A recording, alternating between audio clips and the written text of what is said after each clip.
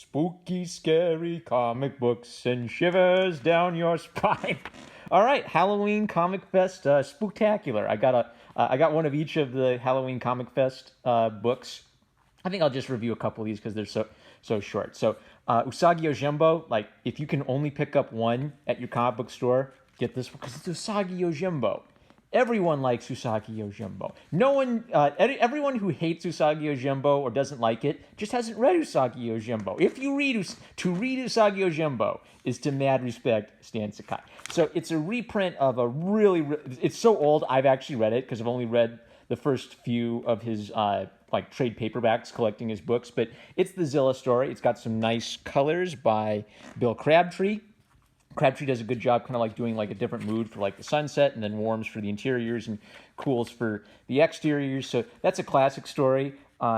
Julie Sakai is now Julie Fuji. So I'm guessing she got married. And I've always enjoyed her, simple little chibi cartoon style that she brings to it. So that for me, like getting to see some Julie Sakai or Julie Fuji art is always worth picking these up. So it was fun, like going back in time to see like how rough Stan Sakai's early style was and how much he developed it. Like it wasn't an anime style. It wasn't even really a Western influence style. It was just kind of his own. I don't know. I've seen some other artists draw animals like this, where maybe they're neither like drawing them as animals nor drawing them as just simple cutesy bootsy shapes. I definitely think he improved over years, and he found maybe a more fluid or fun way to draw Usagi. But he always had like a really strong sense of place and atmosphere, and also a very good sense of capturing kind of like the language and the flavor of Japanese people in the, what would this be, the feudal era, or maybe like right after the Civil War era. But he's strong as a writer, and it's just a perfect blend of it's art in perfect service to his story. So Usagi Yojimbo wins. Pokemon Adventures, they're going to be making a collector's edition spring 2020. All right, so Mato is my favorite thing about Pokemon. Like, it's super weird if you're a Pokemon fan because Red doesn't, like, he's not Ash, he's Red, and he doesn't get Pikachu at the start. He doesn't even get Bulbasaur at the start. A Poliwhirl is his first Pokemon, and Red chooses the green Pokemon, and his rival Blue chooses Charmander, and I've been told that in Japanese it's actually red and green, not red and blue, so it's super duper confusing trying to keep all that straight. Actually, it's only super duper confusing if you like try to compare all of these different versions. They just do a really good job of just keeping it. It's just such perfect, simple, straightforward, fun adventure stories with a few great gags for adults snuck in there. And Mato is a standout. I'm so sad that she got sick and had to leave the project because she has just this perfect combination of like these, beautifully constructed faces with like an elegant line pushing them forward from the space. She'll hop back and forth between like a cute cartoon style and maybe a slightly more representational style for like the tougher looking Pokemon and the scenery. Just as pure on a pure illustration standpoint, Mato, I've never seen anyone draw quite like Mato. Her interpretation of the Pokemon world is fun, fluid, and beautiful. One thing that surprised me is I forgot that Red and Blue weren't little childhood friends in this one, because they were in the game, so I just kind of misremembered that. But I like having a jerky rival. Like, I don't like beating up a friendly kid who's just happy to see me. I like beating up a jerk who's super confident, and I kind of felt sorry for the rival in the Pokemon game. Like, I never named him, like, Fart or Butt or anything like that when I play Pokemon Red and Blue. And he's actually quite a character in Pokemon Adventures. He goes through a lot of growth and development. So, fantastic. I can't wait for the collected edition. Okay, this is like a 2-for-1 from DC Zom. I guess they're like targeting Gen Z. So I had to be careful because I like all kinds of styles, and I kind of recognize that not everything is made for me. But even if I recognize that this wasn't made for me, I still want it.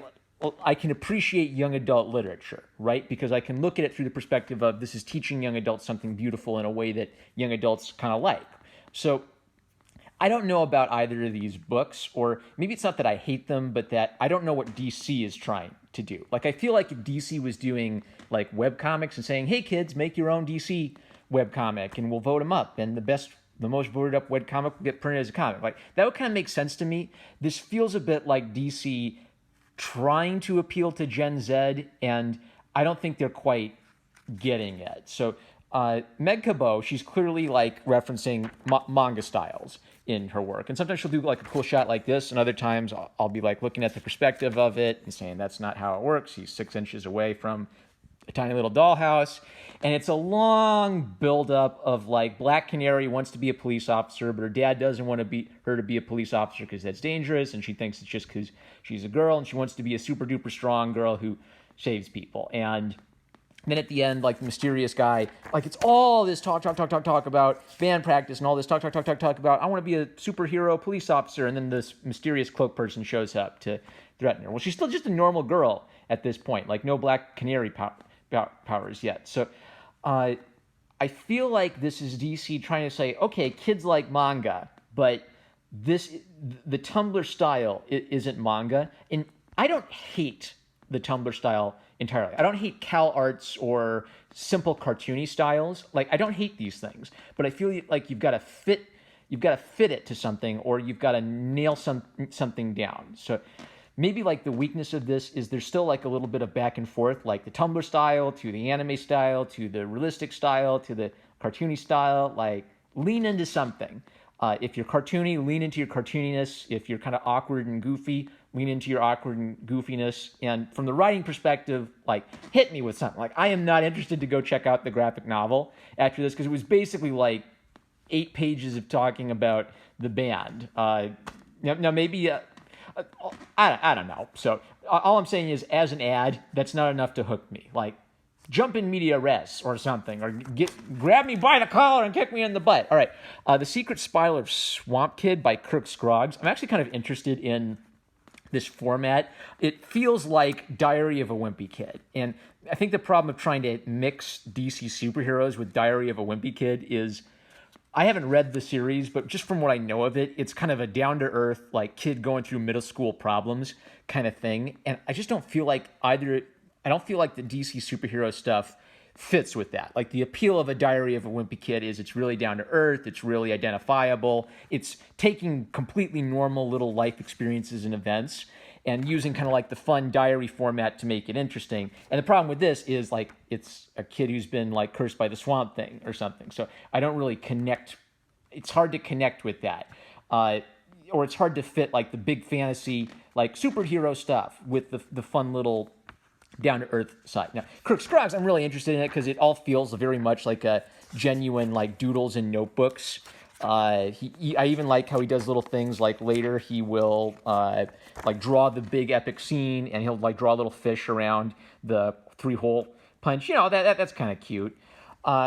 It's another thing where it wasn't made for me, but even if I look at it from the perspective of, is this like good for like a little kid? I don't know. I don't want to say like just read Diary of a Wimpy Kid, right? Like, if it's, I'm trying to think of what the analogy is. Like, if it's half superhero and it's half middle school, well, is it either superhero or middle school?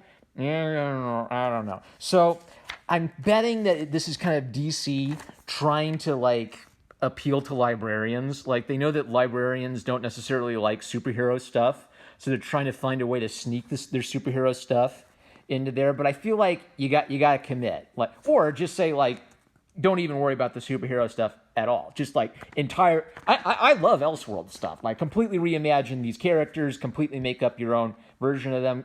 Go for it. But I don't know, DC. I don't know if the 12-year-olds are gonna go for it. Global warming, guys! Global warming's gonna destroy the earth. Oh my gosh! All right, I'm literally, that's what it's about. All right. So, we don't need no stinking 10-minute videos. Like, I already own Pokemon Adventures, so I'm going to save the Usagi Yojimbo one, and I'll probably, like, donate the other two to the little free library system. All right, I'm number one Marmaduke fan. I love you guys. Why don't you like, comment, and subscribe? Check out my Subscribestar if you want to support this channel. I'm going to start including, like, links to Amazon in my descriptions, unless, like, evil Google overlords shut me down. But if I see like a book I really like Usagi Yojimbo, I'll link you to that one on Amazon. And if you check out the affiliate link, then they'll support my channel. How about that? Gosh, I am still mad at myself that I didn't make a good Pokemon Adventures video before Mother's Basement. Well, I'm focusing on Zelda manga right now, so I guess I have an excuse. All right, a normal Marmaduke fan. Great. 7 seconds away. Like, I'm okay ending the video at 8 minutes, but I get to like 9 minutes and 50 seconds. And I feel like, now I have to go to 10 minutes for the YouTube algorithm gods placated. Love you. Catch you later.